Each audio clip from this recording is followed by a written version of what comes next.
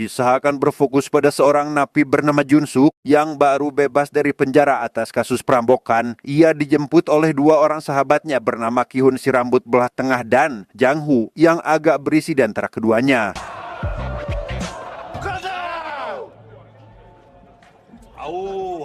Tiga sekawan itu pergi ke bar untuk merayakan kebebasan Junsuk atas 3 tahunnya di penjara. Di sana Junsuk bercerita bahwa di lapas ia bertemu dengan pengusaha asal Taiwan yang punya banyak bisnis dengan penghasilan bulanan tetap. Dan dari semua bisnis tersebut, si teman menawarkan salah satu tokonya dengan harga murah kepada Junsuk, membuatnya ingin memulai hidup baru dengan mengajak mereka pindah ke sana. 새 삶을 사는 거라니까. 아니 너무 막 똥 같은 얘기니까 안 믿기가 그렇지. 그래.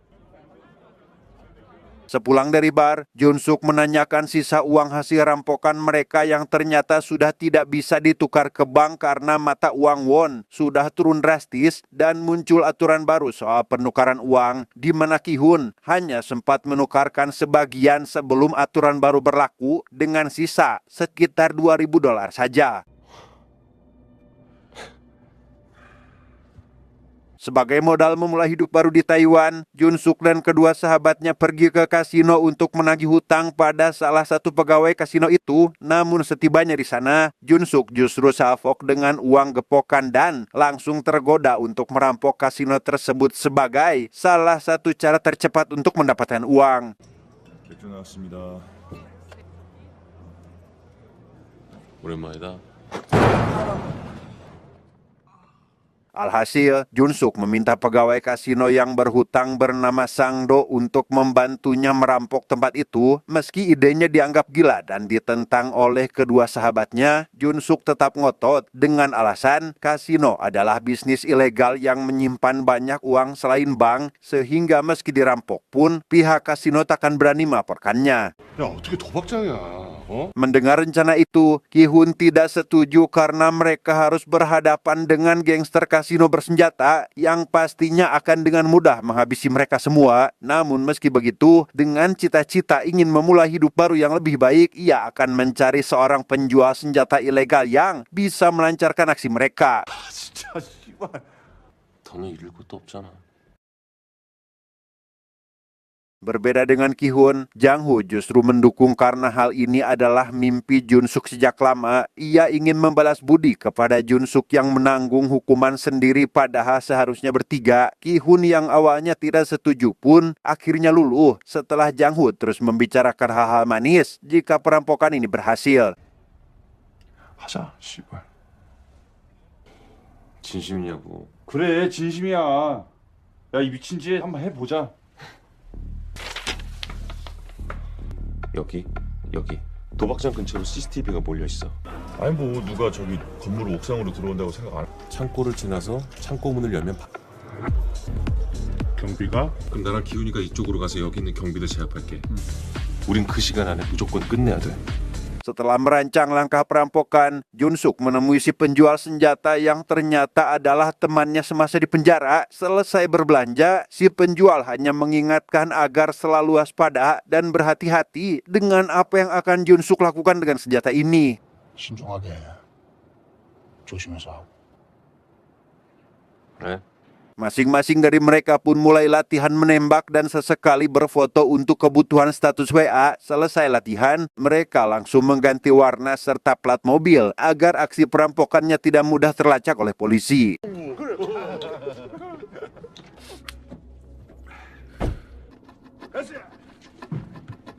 Singkat cerita, malam perampokan pun tiba. Junsuk CS masuk melewati gedung seberang yang tidak ada CCTV-nya. Mereka langsung menaiki atap dan langsung menembak gembok pintu kasino yang cukup membuat seluruh pengunjung di dalam ketakutan.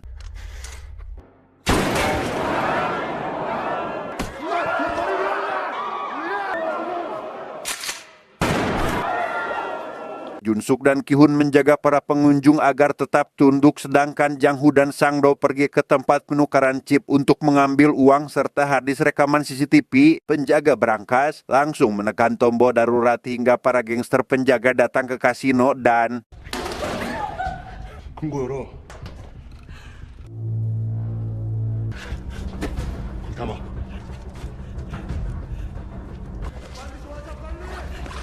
Selesai membawa uang dan harddisk rekaman CCTV, mereka melihat para gangster sudah tiba di depan kasino dan sempat melayangkan tembakan. Namun beruntung, mereka berhasil lolos dari tempat itu.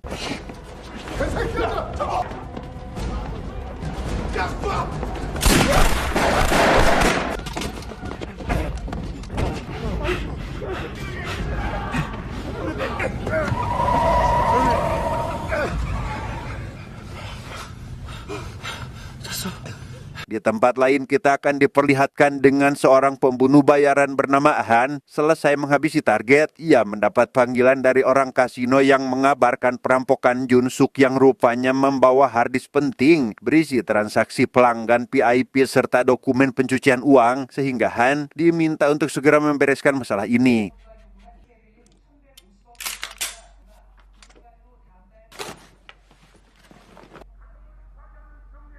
Han pun langsung menemui penjual senjata ilegal terkenal di kalangan para mafia untuk memberitahu tentang perampokan kasino dan menanyakan siapakah pembeli terakhir padanya. Han sempat mengingatkan untuk jangan mengorbankan nyawa demi melindungi orang lain. Namun, tentu si penjual tetap tak mengaku demi untuk menjaga Jun-suk dan teman-temannya.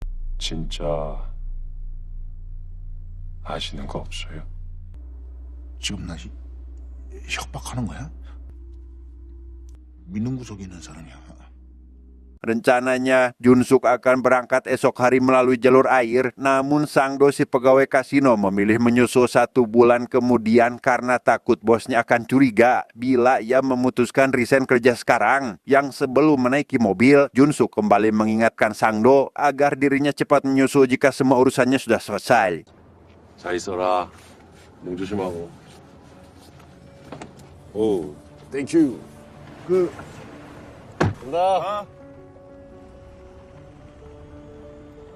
Jun-suk CS pergi ke rumah Ki-hun terlebih dahulu untuk meminta izin kepada orang tuanya. Di sana Jun-suk begitu senang sekaligus iri melihat Ki-hun yang masih memiliki ibu. Jun-suk tiba-tiba mendapat panggilan dari si penjual senjata yang menanyakan dari mana Jun-suk akan berangkat karena mengaku ingin bertemu terlebih dahulu. Namun dengan suara yang tampak berbeda, Jun-suk yakin jika si penjual tersebut tampak sedang mendapat sebuah ancaman.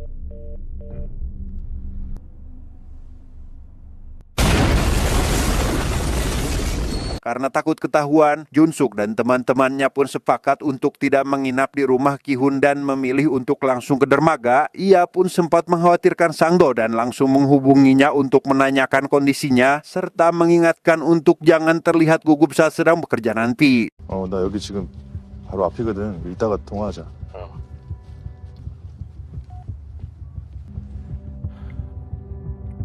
Di tempat kerjanya, Sang-do masih berusaha untuk terlihat biasa saja di depan rekan-rekannya. Namun karena sejak awal memang punya dosa, ia justru memilih keputusan yang salah dengan kabur saat diikuti oleh 2 petugas karena merasa terintimidasi sehingga... 야, 어디 가냐? 아주 화장실 좀 잠깐. 금방 다녀오겠습니다. 거기 나가.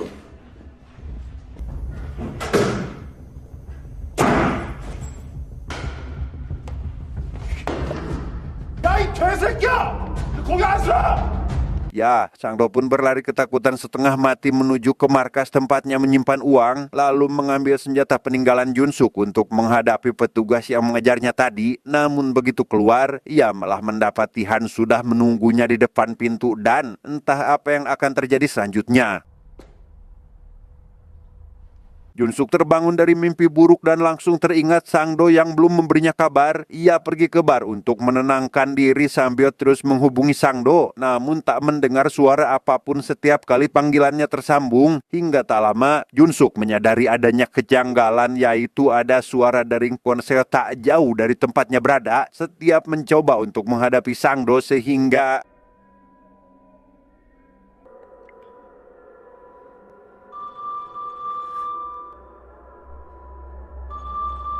Ya, Jun-suk yang melihat ponsel Sang-do berada di tangan orang lain pun akhirnya sadar jika rekannya itu pasti sudah dihabisi oleh orang suruhan kasino tidak lain dan tidak bukan adalah Han. Dengan perasaan deg-degan, Jun-suk langsung kembali ke kamar untuk memberitahukan Ki-hun dan Jang-hu agar mereka segera pergi dari tempat ini.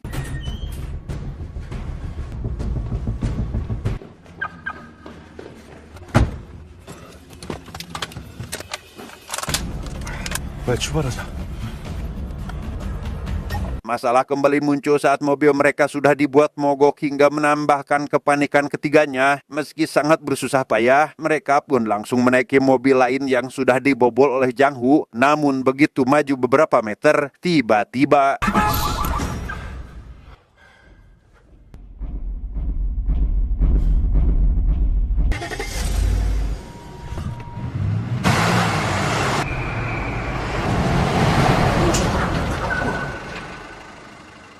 그래 밟아.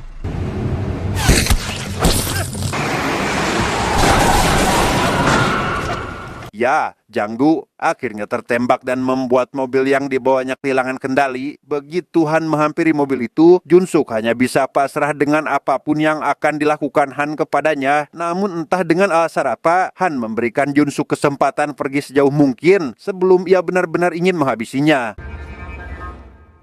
갈 수 있는 최대한 멀리 한번 가봐요. Karena Jang Hu terluka, Jun Suk pun langsung membawanya ke rumah sakit untuk diobati. Di sana Jun Suk sempat meminta Ki Hun untuk pergi saja sebelum Han memburunya sampai ke sini. Namun Ki Hun tentu saja tak mau karena Jang Hu tak bisa ditinggal begitu saja.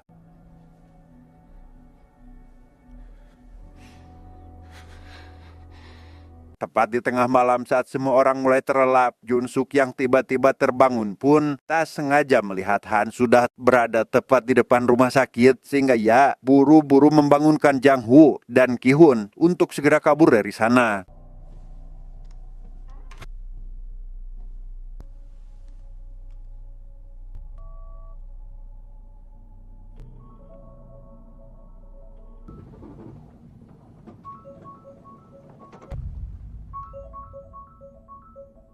Jun Suk sengaja menyimpan ponselnya agar Han memasuki kamar tersebut, sedangkan ia dan kedua sahabatnya memiliki kesempatan lain untuk kabur. Yang ketika mereka bertiga masuk lift, tiba-tiba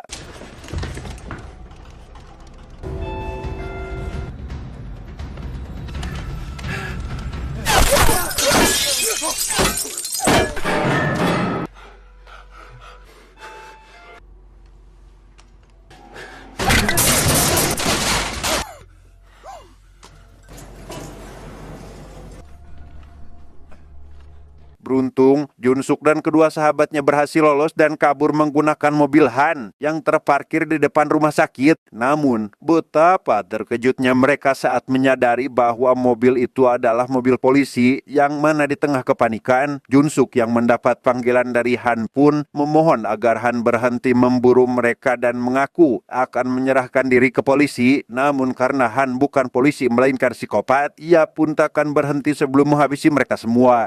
잘 들어. 어디에 있든 벗어날 수 없어. 명심해. Singkat cerita, esok hari pun caang, Jun Suk pun menghubungi temannya asal Taiwan agar segera menjemput mereka yang sudah tiba di dermaga. Namun karena cuaca sedang buruk, si teman mengatakan akan tiba dini hari dan meminta agar Jun Suk bermalam dulu di gudang miliknya meski hanya 1 malam.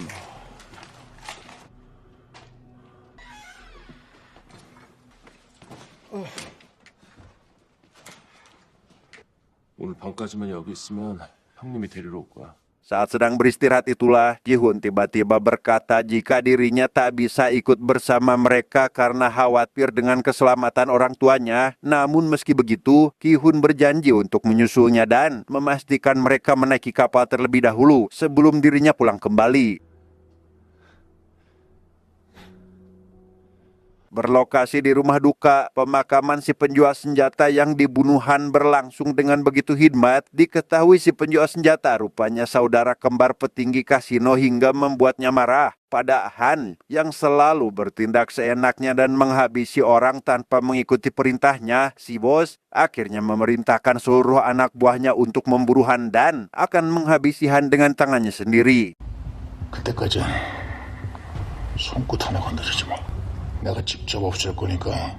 Sementara itu di depan rumah Ki Hun terlihat udah banyak anak buah petinggi kasino yang entah memiliki maksud dan tujuan apa, di mana hal itu membuat Ki Hun memiliki firasat buruk hingga langsung menghubungi ibunya. Mendengar suara sang ibu tampak berbeda dari biasa, Ki Hun pun mengaku akan segera pulang saat itu juga. 아무 일 없어. 엄마, 거기 그대로 있어. 나 지금 바로 갈 거니까.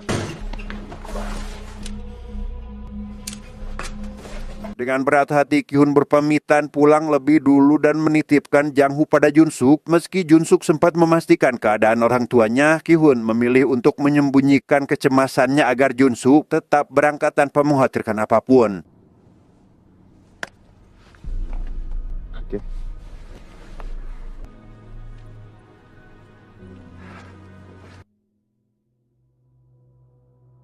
Saat akan kembali ke gudang, Jun-suk yang melihat mobil lain terparkir di depan pun lekas berlari untuk memastikan kondisi Jang-hoo. Namun sesampainya di ruang tempat mereka istirahat, Jang-hoo sudah tidak ada lagi di tempat sebelumnya.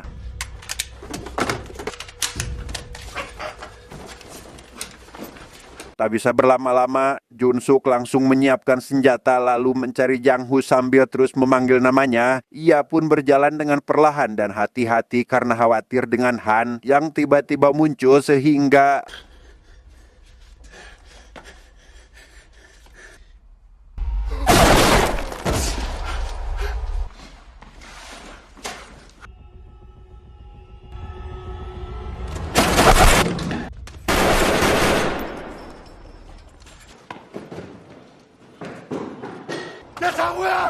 hasil menemukan keberadaan Jang-hoo, Jun-suk lekas keluar dari gedung itu dan memasuki sebuah mobil untuk melarikan diri. Namun sayang, mobil tersebut tak kunjung menyala hingga mereka memutuskan untuk berlindung saja di samping mobil tersebut.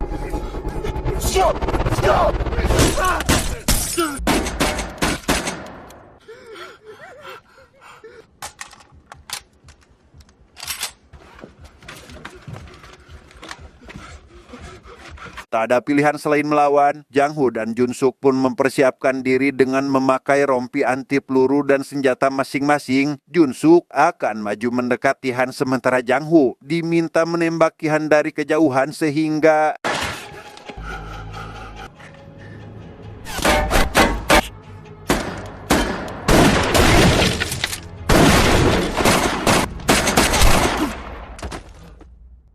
melihat Jun-suk tertembak, Jang-hoo pun lekas membabi buta meski pada akhirnya ia harus tertembak juga dan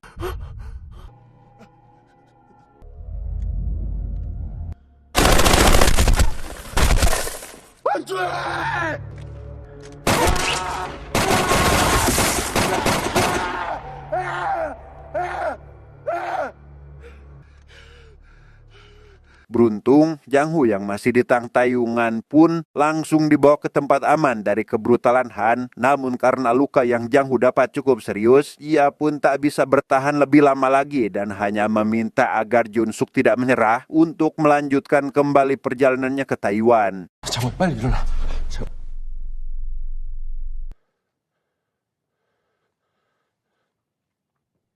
Atas kematian sahabatnya itu, Jun-suk akhirnya kembali dan membabi buta hingga membuat Han Group berwaspada. Namun karena kemampuan menembaknya masih terbilang cukup lemah, Jun-suk pun harus terkena beberapa kali tembakan sampai akhirnya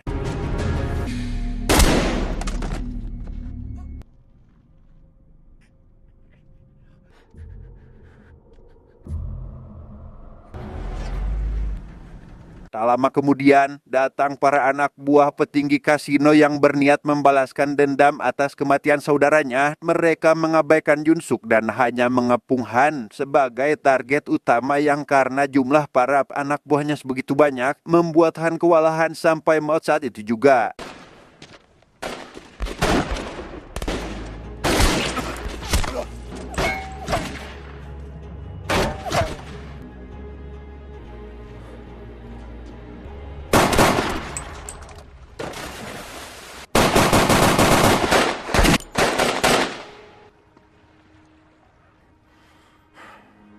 Pada akhirnya Jun-suk berhasil pergi ke tempat yang ia impikan sejak lama meski harus sendirian. Dan inilah bisnis yang Jun-suk dan kedua sahabatnya kejar mati-matian, yaitu toko jual beli sepeda. Hari-hari menjalani hidup di sana rupanya tak seindah yang Jun-suk bayangkan karena ia terus teringat dengan perjuangan sahabatnya serta orang-orang yang harus menanggung akibat atas impiannya ini. 나 죽어도 그냥 가. 그죠?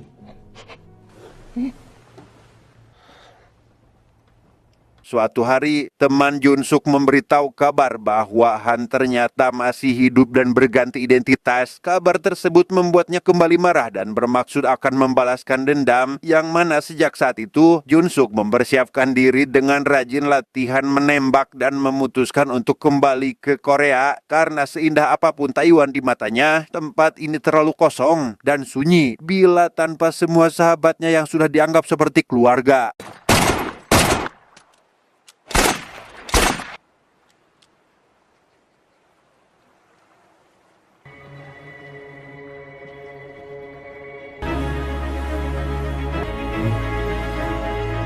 내가 있을 곳이야. Tamat, endingnya sangat membagongkan.